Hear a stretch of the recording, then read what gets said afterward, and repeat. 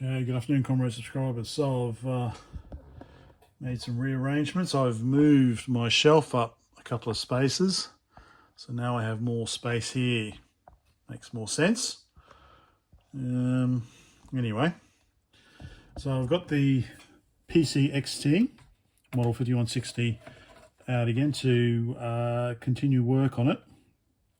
So so this is a 256K board, so maximum 256K using 64 kilobit DRAMs.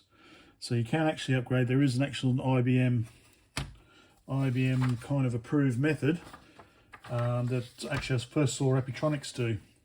So thanks to Epitronics, you can convert this to a 640K board by replacing I think the first two banks with 256 kilobit DRAM, and you need a 74LS158. That goes into U84, which is currently empty, and then you just need to strap you need to do a strapping so that you basically ground pin 1 of U44, which is a PAL. Yeah, U44 up there. So I've got to be careful of that. So I think, yeah, you can do the strapping up here on E2. So I want to do that. Plus, that's all the rage at the moment. I want to increase the clock speed using the PC Sprint board. So this is the current, well, it's a divide by 3. So basically it takes the input clock divided by 3. That's the system clock, 4.77 megahertz. So you can actually replace that. So I actually redesigned the original PC Sprint board. I'm sure other people have, because it doesn't properly fit on a PCXT. So I've designed it so it's a bit thinner. Hopefully it fits. I haven't tried it yet, so I should go and grab that and see if that fits, because I now actually have the crystals as well. And also replace. So I'm not sure what's going on. We've got a mixture of tantalums and normal capacitors here as well. So it's like, you know, we've got three-legged. I think we've got three-legged. Yeah. So we've got some three-legged tantalums, and then we've got normal kind of mica or MLCC capacitors. So I don't know if this board has already had a bunch of tantalums replaced. Certainly there seems to be space for, say, decoupling capacitor for each DRAM, but they seem to kind of alternate like this, except for this row here. So I'm not too sure what's going on, but I'm happy to replace the tantalums, so I might do that as well. So first, 256 upgrade, and then I probably should set it up. Yeah, all right, anyway, let's do that first. Okay, so I've removed all the 64 kilobit DRAMs, some of which I've only just put in when I was fixing this earlier. The 74LS158's in. I've done the strapping on E2. So now it's just putting in the 256K.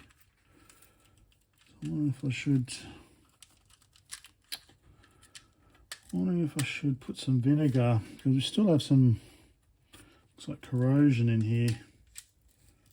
I'll be right. We'll put these in. So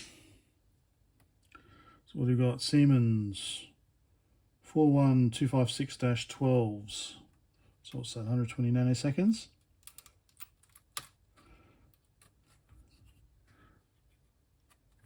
Sure, I put them in properly. I noticed when I was pulling them out, one actually had a bent leg. Probably would have still been making contact, but yeah, it could have been one of these.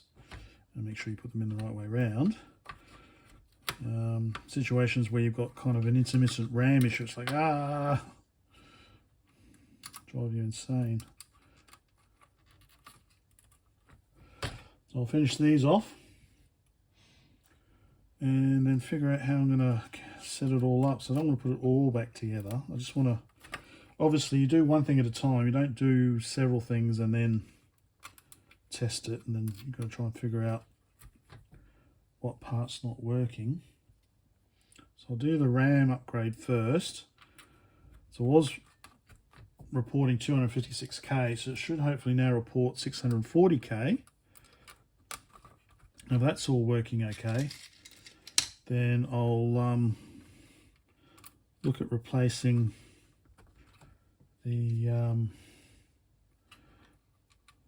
crystal and give it a boost. And that's one bank done. And then, yeah, see about these tantalums. Okay, all right, so quick test, bare minimum. So we've got just the MDA card, floppy controller, and the, you know, one of those compact flash interface cards, MDA monitor, keyboard, booter on.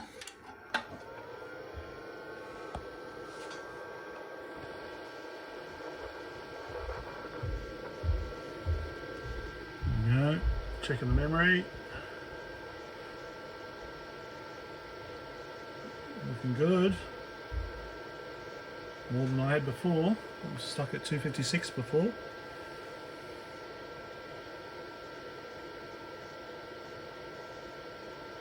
Yes. Cool. Very simple. So, alright, 601. What's that? That's the floppy drive, isn't it? Okay, so we should just be able to boot.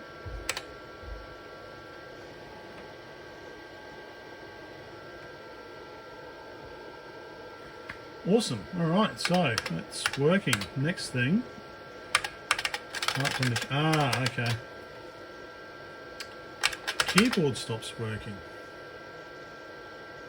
That's what I found, so, which is disappointing. I don't know if it's a keyboard issue. I do have other 5-pin keyboards. Let's see if I can unplug it. Oop. Unplug the keyboard, plug the keyboard back in. So it did work, then it stops working. Not sure what the issue is there. It's disappointing. Oh, I got something.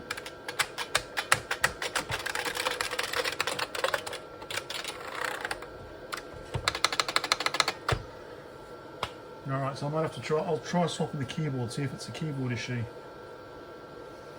Okay, but I'll start getting dinner ready. But so far so good, 640K is done. Right, so I've changed the keyboard. It's the only other keyboard I've got with a 5-pin DIN.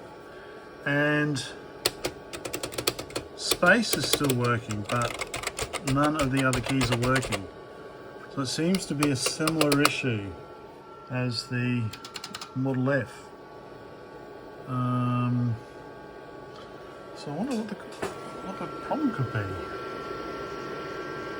Why isn't the keyboard working properly?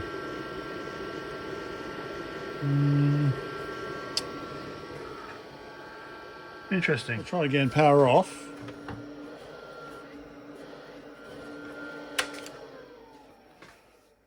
Power off, wait for the fan to die down. Power back on.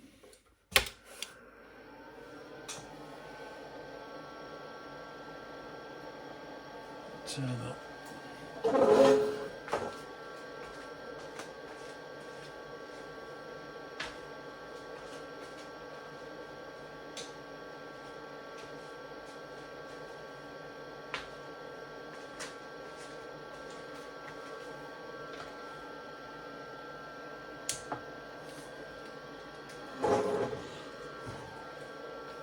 $640K.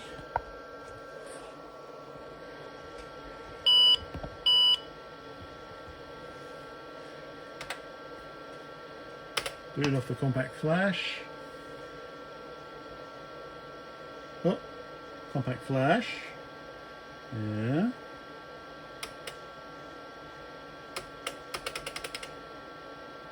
No, I didn't say that. I said compact flash. Okay.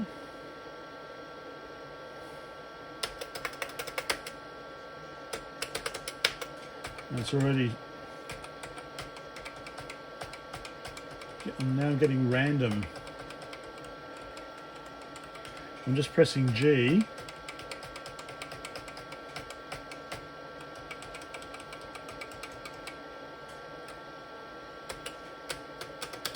Interesting. Okay. I'll have to do some research on that. Okay, I think I'll call that a night now. It's okay. So I've upgraded the board to 640K. Next thing will be, this is my PC Sprint board. We can have a quick look at it. I'll turn it off. Have a quick look at it. So that's the U1 is what you need to replace. And it does look like, hey, it should fit. Managed to squeeze enough room off. So it should fit in there beside the slot 8. Just, yeah, cool. It'll fit. Looks like it'll fit. Just fit in there like that. Perfect. So you'll have two chips there, crystal there, and I've added some surface mount. That's how I save the space. Surface mount on the bottom as well. Just got to make sure I've got all the relevant chips. Yeah, that's the plan. Goes right there. But I should probably need to fix my keyboard issue first. Don't know. Certainly the 640K upgrade's working. All the DRAM is from Unicorn Electronics in the US, so all works perfectly well. Don't have to worry about dodgy Chinese DRAM. Yeah, so yeah, I don't know why the keyboard's not behaving. Have to do some study. Good morning, comrade subscribers. So I realised that I actually do have another Model F keyboard for the portable PC, Model 5155. Only problem is it's got an RJ12 plug, 6 connectors, 6 conductors on RJ11, yeah, RJ12. So, and of course, for years and years and years, I had loads of these kind of connector cables. Of course, threw them all out because we don't need them anymore in Australia. So I had to go and buy one. So this is actually RJ45, but we'll accept RJ. Bugger, it's actually RJ. It's actually an RJ11.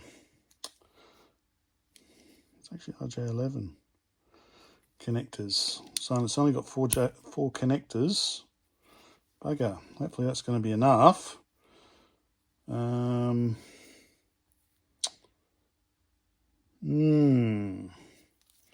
So, whoops, sorry. Yeah. So I said RJ12, so it probably is an RJ12 with only four conductors though, as opposed to the 6 that I need. So what I was going to do is basically connect it up to this, chop this in half, put a 5-pin DIN on it, and then I can use it. But if I've only got, what's the pin outs? IBM very helpfully used a pin out. So they only use 4 conductors. So it looks like they probably do use this 6. Oh, I know what I can do. So I didn't need to buy this at all. This was a waste of money. So what I can do is I will plug RJ12 into here and then RJ45 out.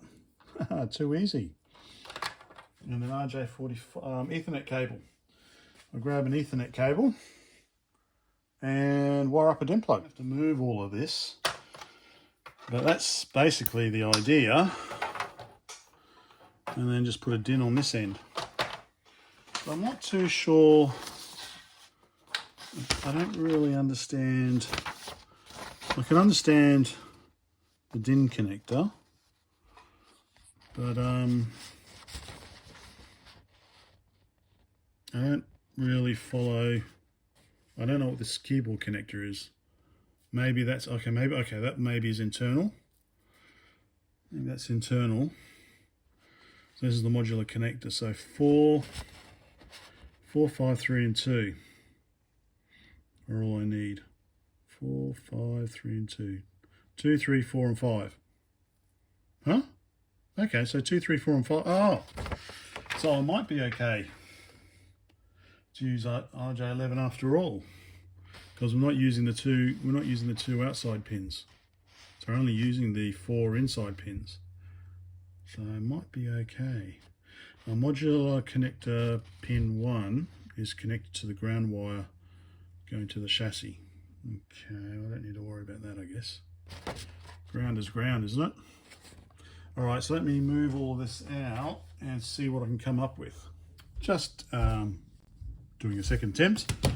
So turns out, looks like I had pins 1 and 4 clock and ground, and 2 and 5 data and 5 volts switched around, so it didn't work.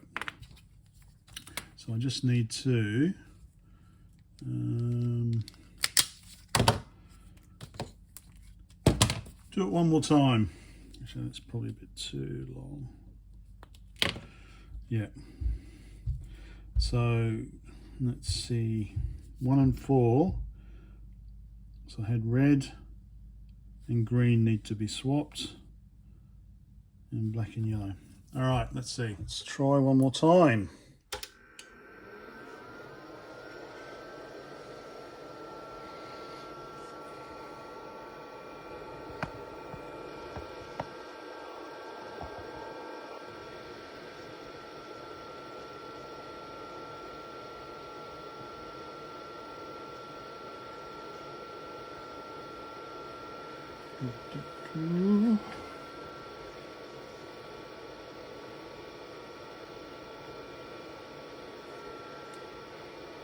Okay.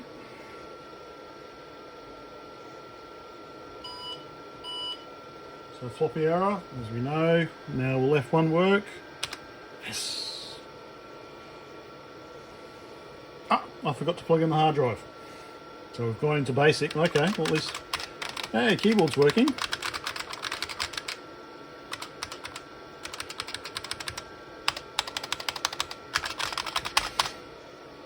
So it could be my Model F. My other Model F keyboard might be the issue then.